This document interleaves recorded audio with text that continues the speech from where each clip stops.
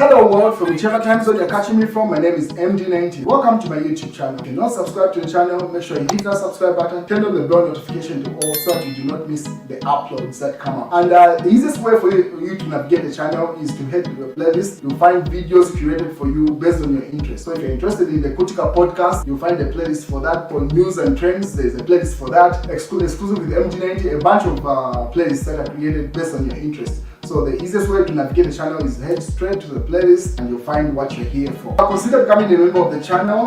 Right next to the subscribe button is the join button. You click on the join button so that you can become a member of the channel. You support the team on the production and a number of things that we're doing here, and we appreciate that. Well, by now, if you spend any time on Zambian social media, you must have come across these images. These are images that were just taken just a couple of hours ago when President Hakainde Hichilema visited Minister Kapala, who had lost his wife. Should be either on Saturday or Friday. So the president visited his house, and that's where those images are coming from. But that's the wife of that's the late wife of the current Minister of Fisheries. The lady that the nation is mourning right now. Obviously, people are comforting the minister at his house, and where people are going to sign the book of condolences, that's where that picture is. But earlier on, right after the funeral was announced, like it was made public, the first person to have visited him, at least based off the public information that circulated, was the Republican First Lady, that is Mutinta Hichilema. So she visited the minister at his house and comforted him, and mostly comforted the children and those that were mourning around, the family members. So during the images that circulated of the First Lady comforting the minister were very, you could see the minister, yes, he's broken, but he kept it together. Like he did not break down, like really, as they say, a man does not cry. He was keeping to that script.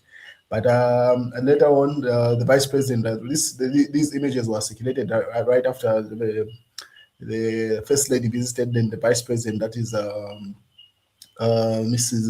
Talina Numango, or Whitner Narumango, visited the minister's house and then comforted him, as you can see. Obviously, even then, the minister was keeping it together. Yes, he's broken, but he did not break down during these interactions. Obviously, most of the people that were around were ladies, as you can see from those images. These are some of the images when the First Lady visited. Obviously, she took time to sit with the people that were already at the house of mourning. And then she put up this message of her relationship with the late. And she posted this. That's the First Lady of Zambia, Mrs. Mutinta Hichilema.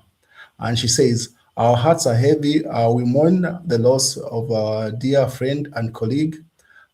This is Charity Kapala. Together we walked through both difficult and joyful times. Our kindness and strength and unwavering support were a source of comfort and inspiration, not only to me, but all who had the privilege of knowing her. This afternoon, we visited the Kapala family to extend our condolences to our condolences on their heartfelt loss. We pray God's peace and comfort surrounds the family during this difficult time. Rest in peace, dear sister." So the First Lady recounted her relationship with the late, and she says their friendship had been tested through difficult times and joyful times. Then these are some of the images when the president visited just a couple of hours ago. And this is when the First Lady was comforting the children and those close, probably their sisters to the late, probably close family members. So Mrs. Mutinta Hichilema was comforting those around. Earlier on, then she signed the book of condolences, as you can see with that image of the late there. Now, what caught the nation was the ministers, as you could have seen, kept it together throughout all those interactions. Like it did not break down as breakdown, pretty much because it was predominantly visited by the ladies. But when the Republican President Hakainde Hichilema visited him just a couple of hours ago, it seems like that's when he released, like he broke down completely. He wasn't holding back anything. So you could see, like when the president was trying to interact with others, he pretty much lost himself. The minister, you could see that the man is broken when he interacted with the president. Let me play the video. So when the president was walking in, he was trying to interact with others, and then left him as the last person to interact with. Just watch this video and you see how the minister broke down during that interaction.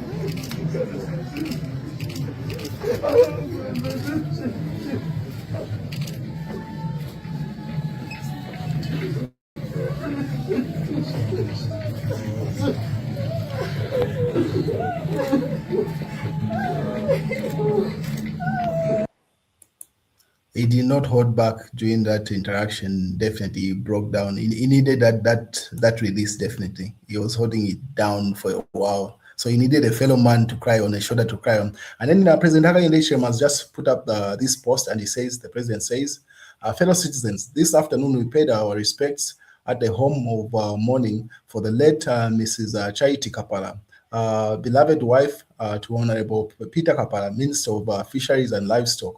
We extend our heartfelt condolences to the Honorable Minister and his family during this time of great sorrow.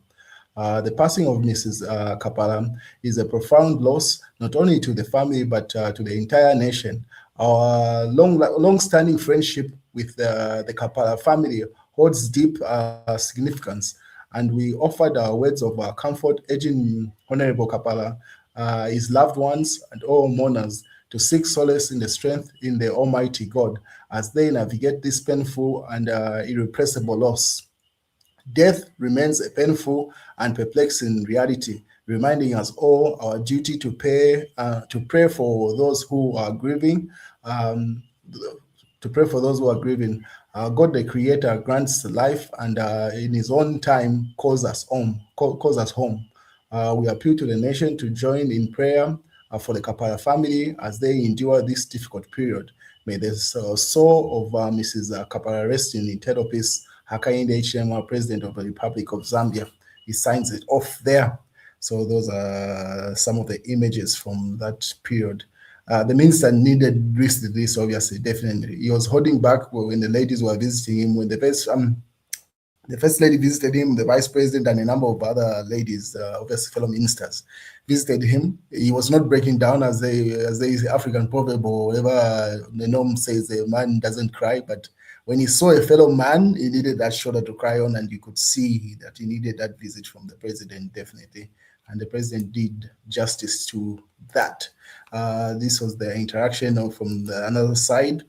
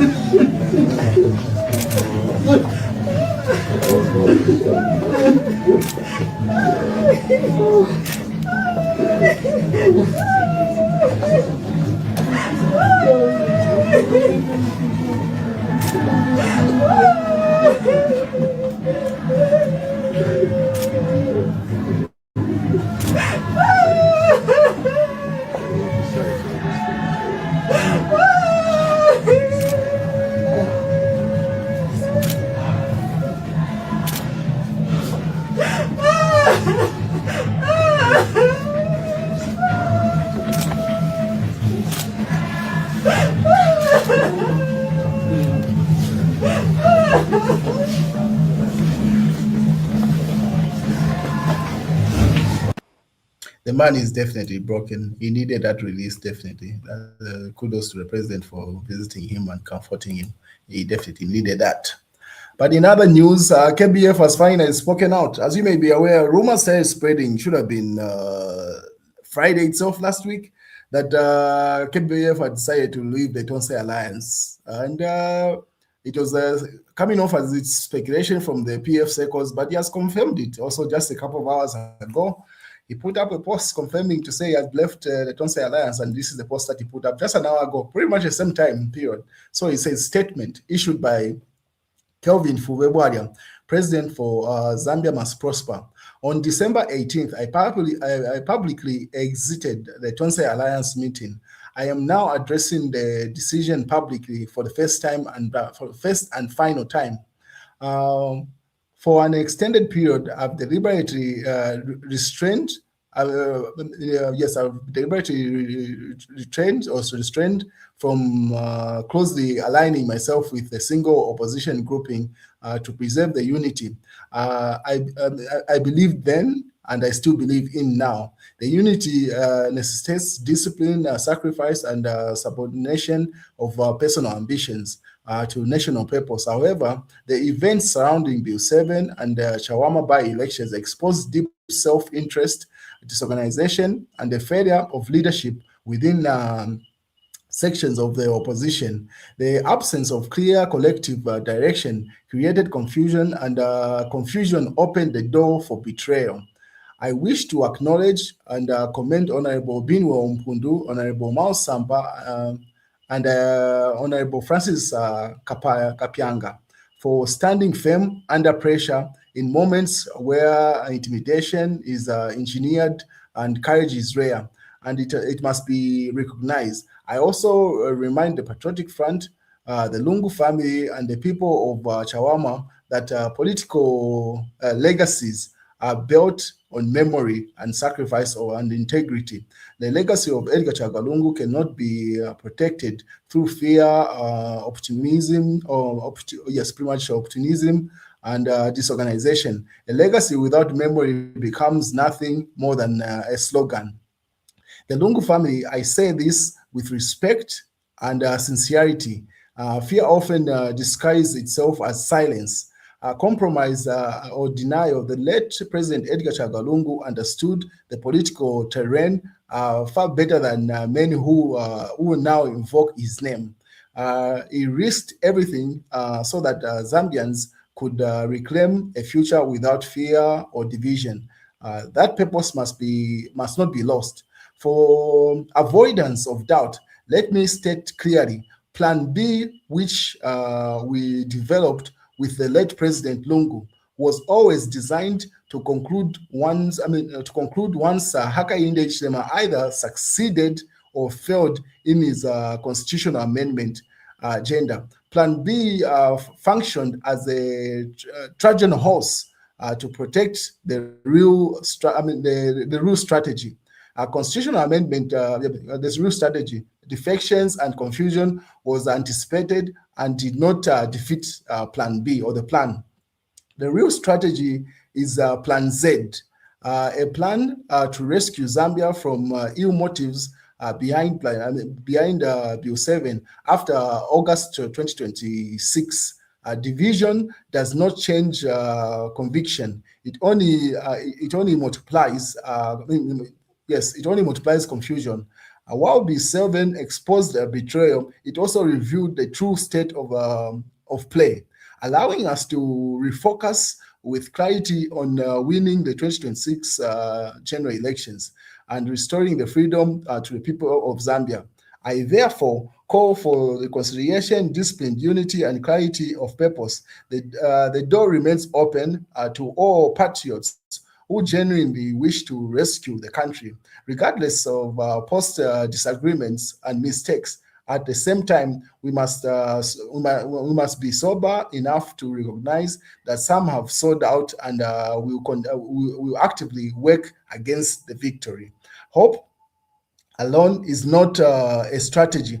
Strategy is clarity, unity of purpose, discipline, action, and courage to put Zambia first. That's a statement coming from KBF. It goes further to say, to put Zambia first. So simply stated to say, Plan B actually was already anticipated if President Hakainde Hichilema passed Bill 7. So it seems like the plan is still in course. But with him out of the Tonse Alliance, I do not know how that works. That's a statement coming from KBF saying that's a strategy they had devised with Edgar Chagalungu. He has reviewed in that statement, as you can see, ladies and gentlemen. And that's the candidate that the Tonse Alliance has picked to stand. That's in Chawama by-election, where Edgar Chagalungu's daughter was a member of parliament.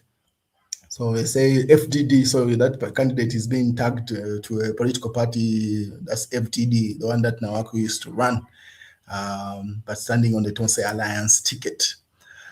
What is, I think the other news will just come later on this video. I don't want to make it very long, but you can see that. Stay tuned. That's the news, ladies and gentlemen.